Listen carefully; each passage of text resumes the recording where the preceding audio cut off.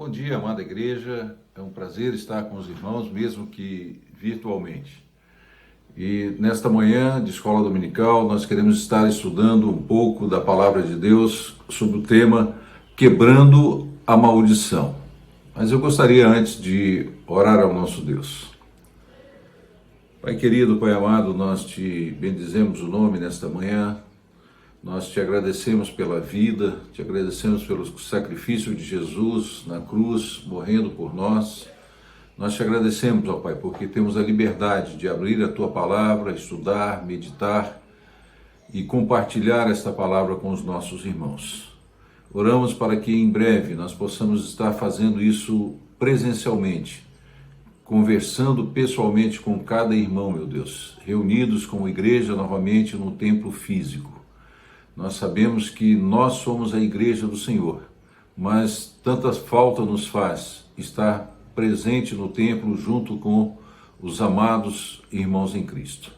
Nós pedimos a unção do Teu Santo Espírito para poder expor a Tua palavra e rogamos também que o Teu Santo Espírito esteja alcançando todos aqueles que estiverem ouvindo esta mensagem, ó Pai. Assim nós oramos em nome de Jesus. Amém. Queridos, eu gostaria de iniciar o estudo desse tema, Quebrando a Maldição, lendo inicialmente Gênesis capítulo 3, a partir do verso 14.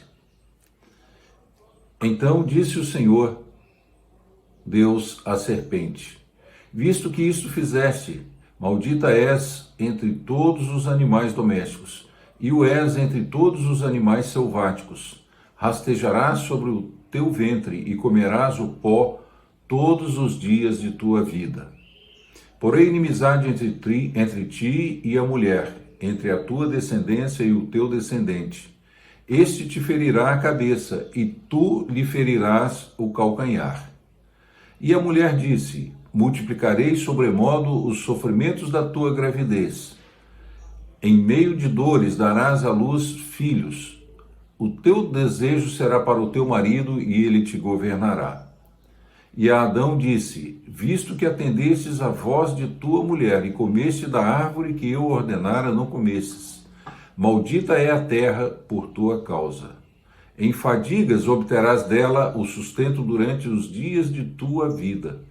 Ela produzirá também cardos e abrolhos, e tu comerás a erva do campo. No suor do rosto comerás o teu pão, até que tornes a terra, pois dela fostes formado, porque tu és pó e ao pó tornarás. Esse é um texto muito conhecido, mas que nos lembra que a terra está sob a maldição desde Adão. Desde o pecado original, quando Adão desobedece a Deus e junto com Eva, comem do fruto da árvore do bem e do mal. A partir daí, nós estamos vivendo num mundo que decaído, num mundo mau, num mundo do qual nós estamos vivendo sob a maldição. Gostaria ainda de ler mais um texto, Êxodo capítulo 20, versos 5 e 6.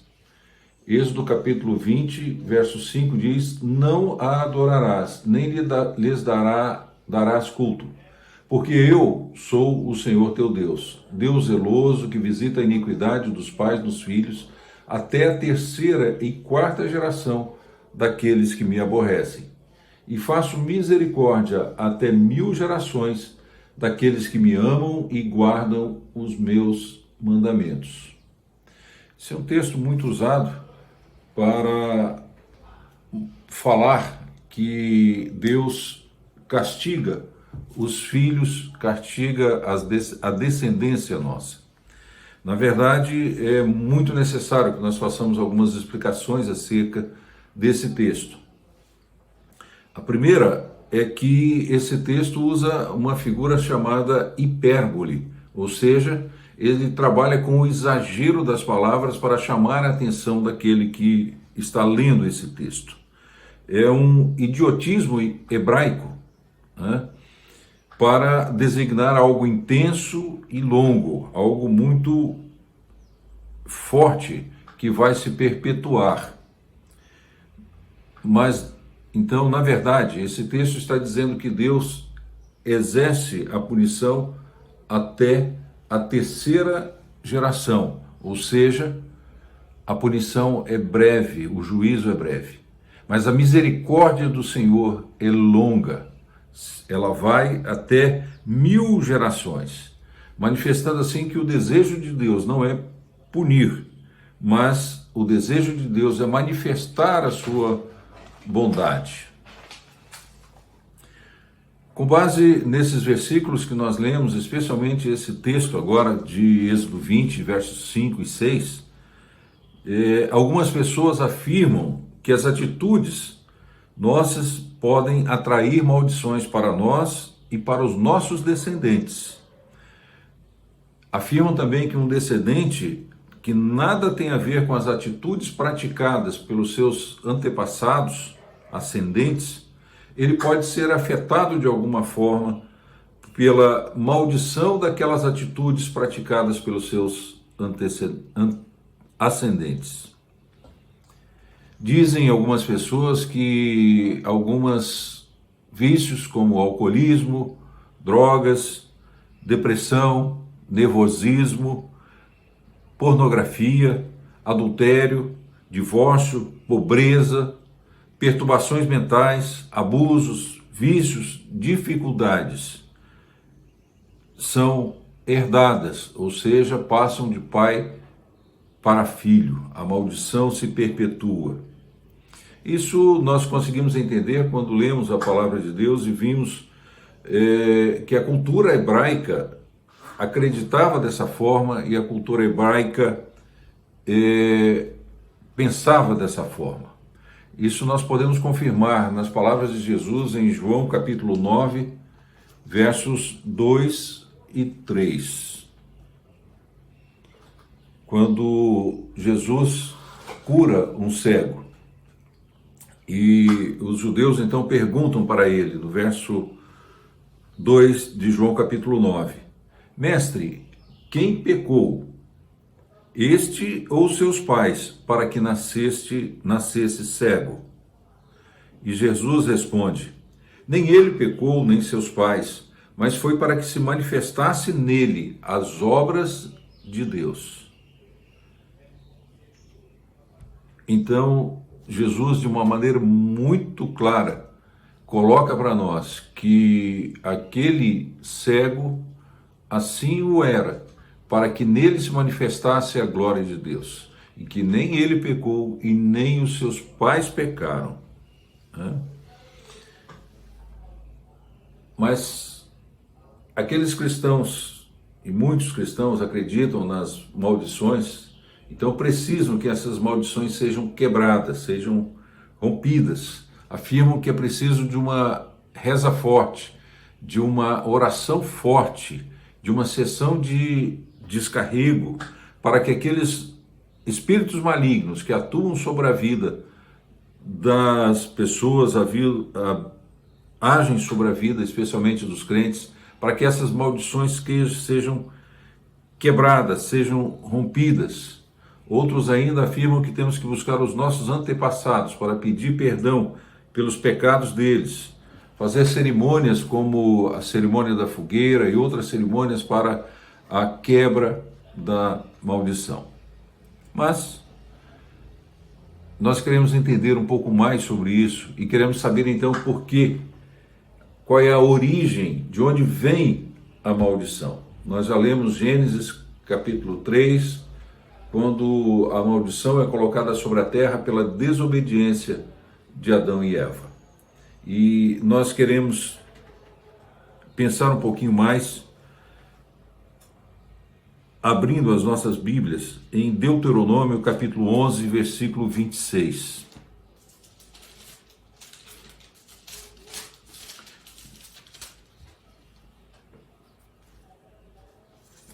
Diz assim, eis que hoje eu ponho diante de vós a bênção e a maldição. A bênção quando cumprirdes os mandamentos do Senhor vosso Deus, que hoje vos ordeno. A maldição, se não cumprirdes os mandamentos do Senhor vosso Deus, mas vos desviardes do caminho que hoje vos ordeno, para seguirdes outros deuses que não conhecem. Nós muitas vezes acreditamos, muitos cristãos acreditam, que a maldição é uma arma de Satanás sobre a vida do homem. Porém, esse texto nos mostra claramente que a maldição é um instrumento de Deus. Deus dizendo aqui: eis que hoje eu ponho diante de vós a bênção e a maldição. Tanto a bênção como a maldição são instrumentos de Deus sobre a nossa vida. Esse é um texto que está no contexto da aliança mosaica, quando o povo de Israel, o povo judeu, estava entrando na terra prometida. E eles precisavam, então, cumprir os mandamentos de Deus e adorar somente a Deus. Mandamento esse que vale para mim e para você ainda hoje. Mas aquele povo estava entrando numa terra de pagãos, uma terra onde o pecado reinava, e eles precisavam então manifestar a glória de Deus ali, eles precisavam estar sendo preparados para anunciar a vinda de Cristo Jesus. E por isso, eles mais especificamente foram advertidos que eles precisavam obedecer a Deus para que recebessem as bênçãos. E caso isso não acontecesse, eles receberiam o juízo de Deus sobre a vida deles. Nós que conhecemos a história do povo de Israel, nós conhecemos o que acontece com aquela nação que foi sendo preparada para receber Jesus. Aquele povo começou a idolatrar, a abandonar o seu Deus, o único Deus verdadeiro. E ao abandonar, Deus então começa a mandar enviar profetas para essa nação, para anunciar a eles que eles receberiam o juízo. E nós sabemos que eles foram assolados pelo exílio, foram assolados por seca, por fome, foram assolados por uma carestia muito grande, eles foram assolados pela escravidão, se tornaram escravos de outros povos, receberam a praga do gafanhoto, por exemplo, que destruiu todas as plantações. As pestes, enfermidades vieram sobre aquele povo como maldição, como juízo sobre a vida deles, em consequência da idolatria, em consequência da desobediência ao seu Deus. Ainda em Deuteronômio, um pouquinho mais à frente, verso 28, capítulo 28, verso 45.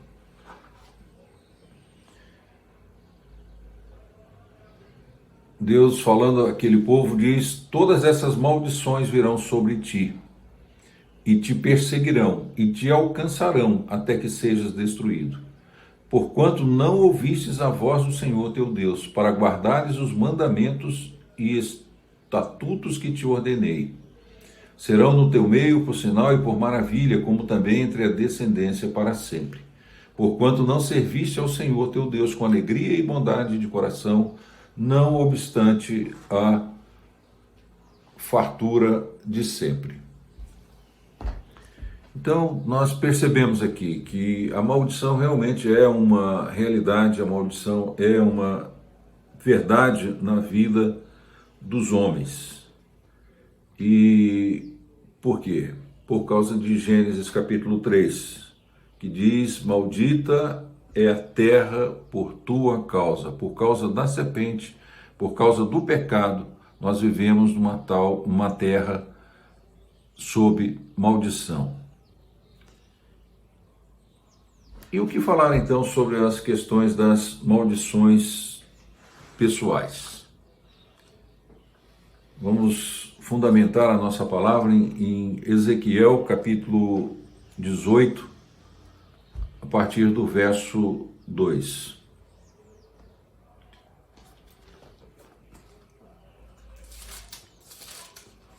Ezequiel capítulo 18, verso 2.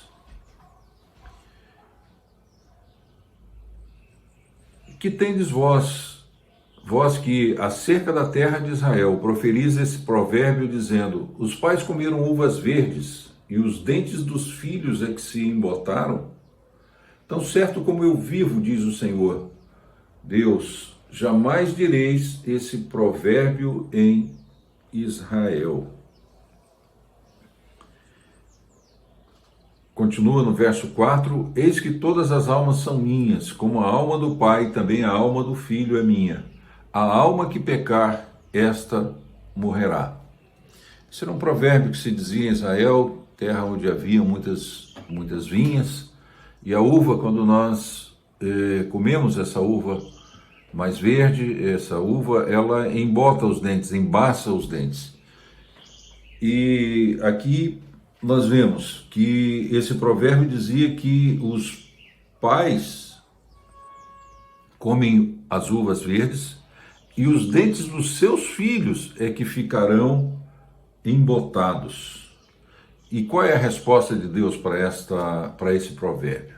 Não direis mais em Israel este provérbio, porque todas as almas são minhas, são de Deus.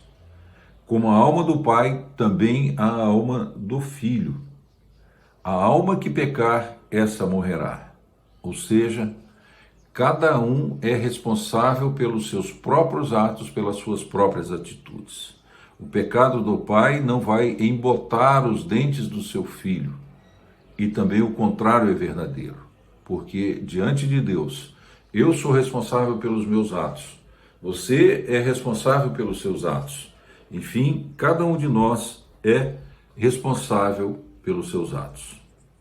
Ainda mais adiante um pouquinho, todo esse capítulo, na verdade, Ezequiel capítulo 18, fala acerca da nossa responsabilidade pessoal. Então, seguindo lá no verso 20, diz assim, a alma que pecar, essa morrerá. O filho não levará a iniquidade do pai, nem o pai a iniquidade do filho. A justiça do justo ficará sobre ele, e a perversidade do perverso cairá sobre ele. Enfatizando ainda mais uma vez, cada um é responsável pelos seus atos. As atitudes, os atos do seu pai serão justificados pela obra de Jesus ou serão punidos pela justiça de Jesus. Mas cada um vai responder pelos seus próprios atos. Ainda reforçando com outro texto que nós já lemos aqui antes, João capítulo 9, verso 2, vou repetir. Mestre, quem pecou? Este ou seus pais, para que nascesse cego? Nem ele pecou, nem os seus pais pecaram, mas foi para que se manifestem nele as obras de Deus. Esse texto reforça mais uma vez que cada um é responsável pelos seus atos, que o propósito de Deus é individual. Ele quer tratar cada pessoa individualmente. Naturalmente, existem consequências dos nossos pecados, dos nossos atos, que podem afetar outras pessoas. Citando aqui, por exemplo, o adultério. É um pecado individual, mas que pode afetar, e afeta especificamente a pessoa que comete o adultério, a sua esposa, todos aqueles que se relacionam, e muito fortemente alcança os seus filhos, porque o pecado tem consequências.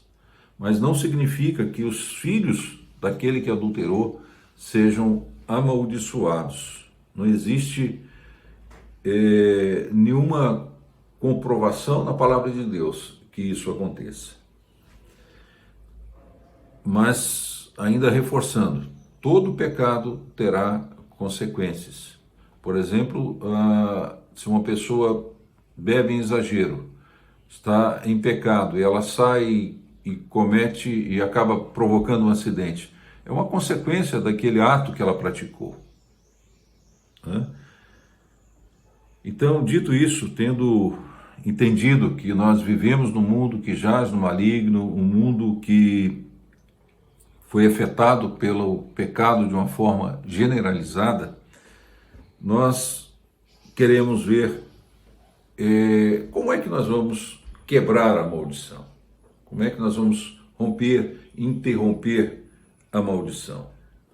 O que nós lemos lá em Deuteronômio é que se nós obedecemos, temos bênção. Se nós desobedecemos, estamos sob maldição. Então, o que precisa ser feito? Simplesmente sair do patamar da desobediência para o patamar da obediência. Desobediência, obediência. Maldição, bênção. É uma coisa aparentemente muito simples, mas que nós não podemos fazer por nós mesmos. Na prática, a única maneira de nós sairmos desse patamar de maldição para o patamar da bênção, o patamar da obediência, é através da obra de Jesus Cristo em nossas vidas. Vamos abrir Gálatas capítulo 3, versos 13 e 14.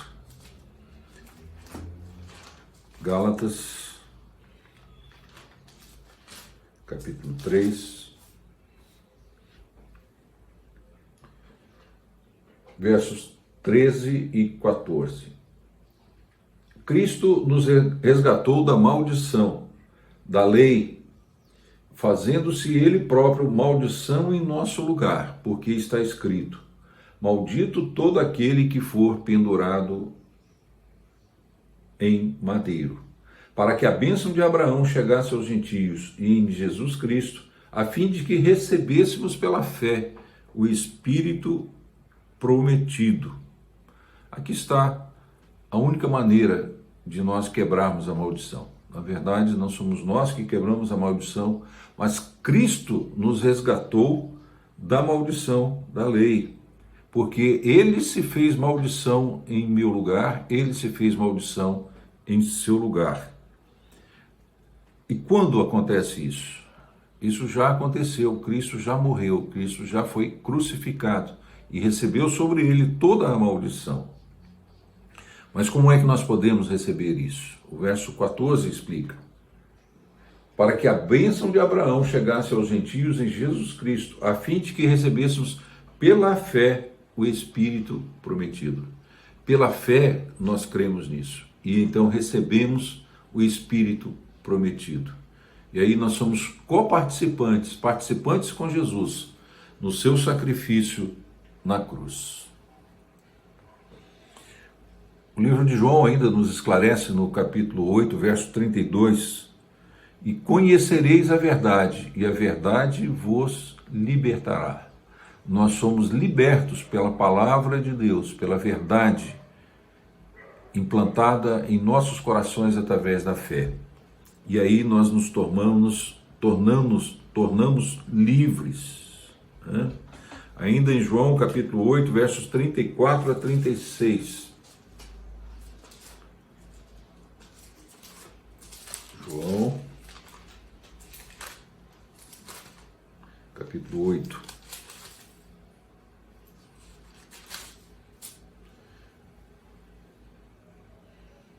O escravo não fica sempre na casa, 34. Replicou-lhes Jesus: em verdade vos digo, todo que comete pecado é escravo do pecado.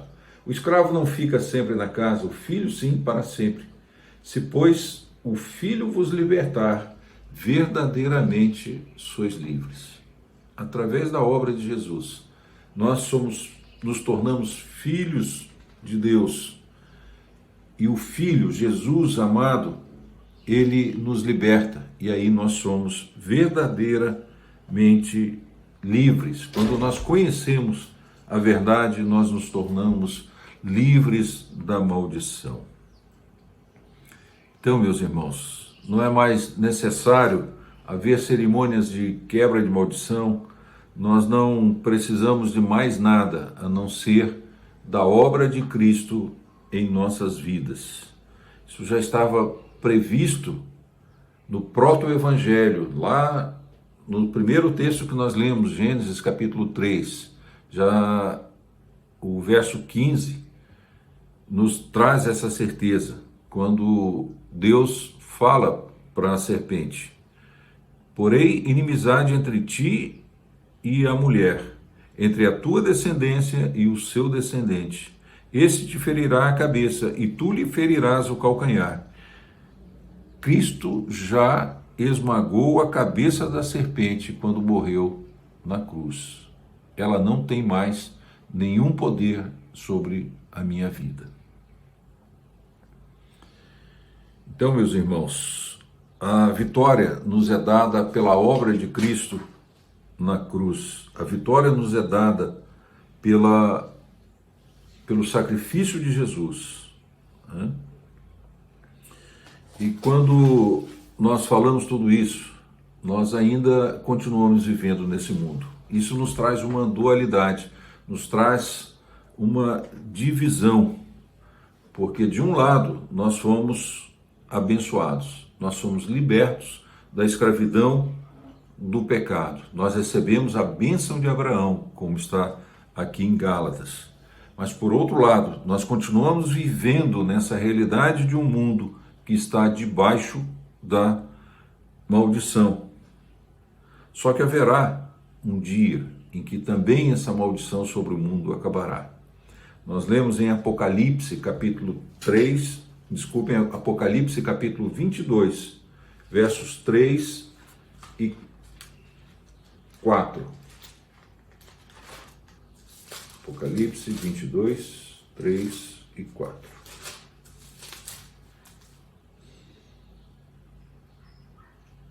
Nunca mais haverá qualquer maldição nela. Estará o trono de Deus e do Cordeiro. Os seus servos o servirão.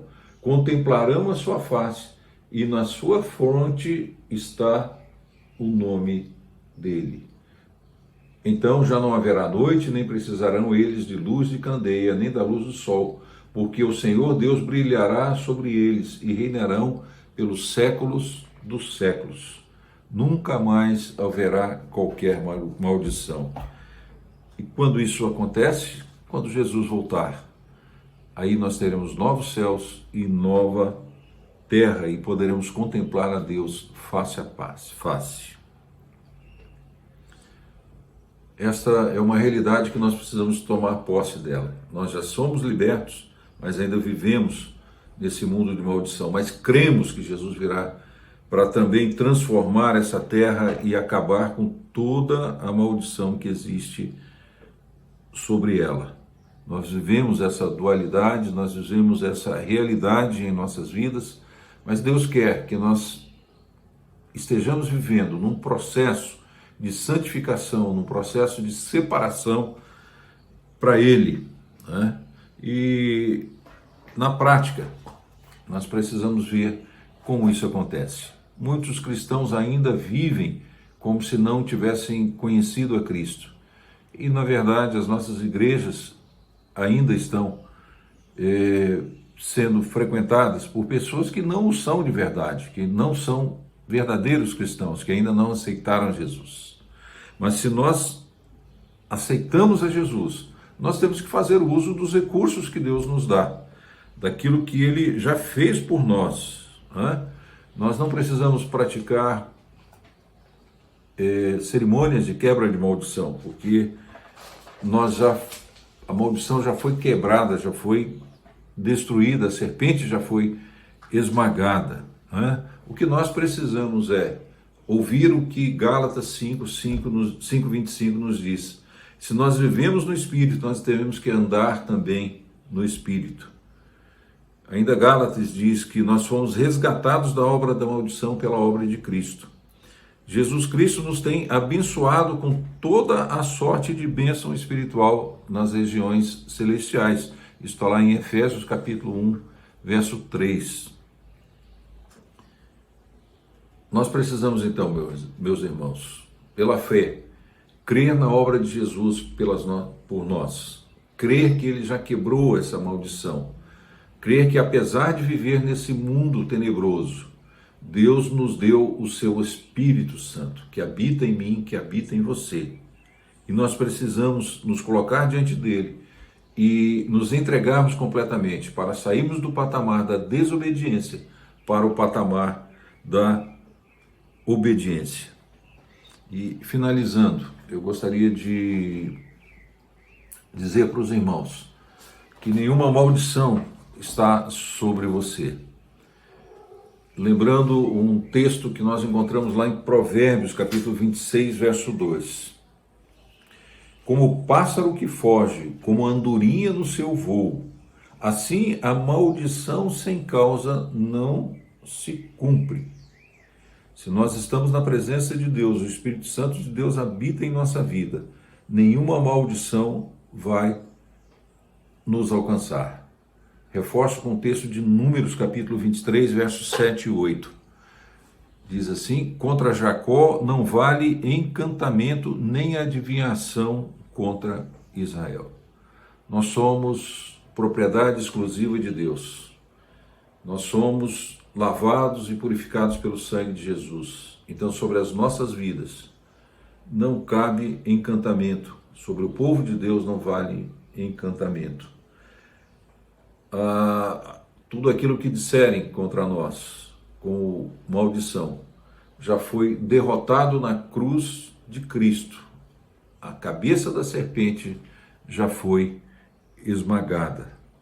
Precisamos viver dessa forma, viver no Espírito de Deus, viver sob os cuidados de Deus, entregando realmente as nossas vidas na presença dEle e confiando na ação poderosa do Espírito Santo de Deus em nossas vidas. Que Deus assim nos abençoe e nos permita em breve estarmos juntos novamente para continuar aprendendo mais da palavra de Deus e vivermos em comunhão. Nós esperamos que isso aconteça muito em breve. Que Deus conceda a todos um dia abençoado, um dia feliz e a certeza da salvação esteja presente em nossas vidas, firmando os nossos corações e fortalecendo a nossa fé. Deus nos abençoe.